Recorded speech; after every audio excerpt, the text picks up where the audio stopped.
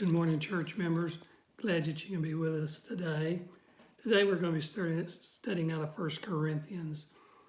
This is a church in the city of Corinth that Paul founded in 50 AD on his second missionary journey. Now on his third missionary journey, he finds out about the contentions that are going on within the church, and he's writing a letter to them, most likely from Ephesus. We find that Corinth is a major trade center, intellectually, materially prosperous, but morally evil, morally corrupt. And one of the biggest things of their corruption was they were worldly. The worldliness, they were unwilling to divorce the culture around them.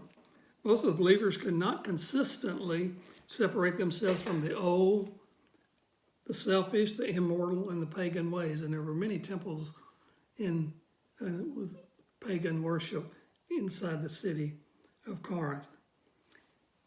And in that first chapter, we see conflict actually in the church, and it causes a division that's reported to Paul. And Paul addresses them and says, some of them say that I am of Paul, I am of Apollos, I am of Cephas, I am of Christ.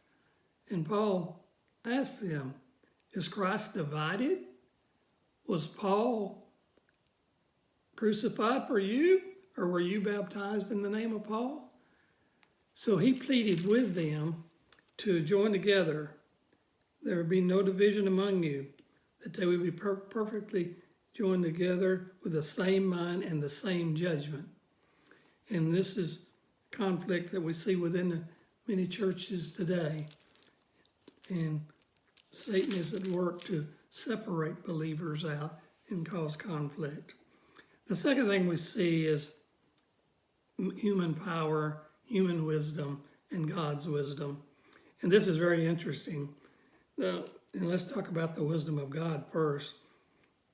God had established that men could not come to know him by human wisdom. Otherwise, they could exalt themselves, couldn't they? So God designed a plan for sinners through the preaching of the message that was so simple that the worldly wise thought it was nonsense. God's plan of salvation is so simple, to the world is foolishness. In fact, it says in verse 23, and we preach Christ crucified, to the Jews a stumbling block, and to the Greeks foolishness. And we might see the world like this today.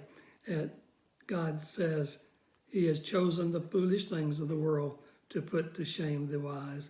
And God has chosen the weak things of the world to put to shame the things of the mighty. So God is in control, and only his wisdom.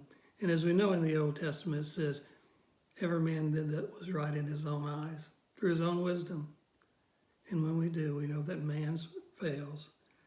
So we must constantly depend upon God. Because with Jesus, we can never fail. Without him, we can never succeed. He who gives glory, let him glory in the Lord. Hope you have a good day. God bless you.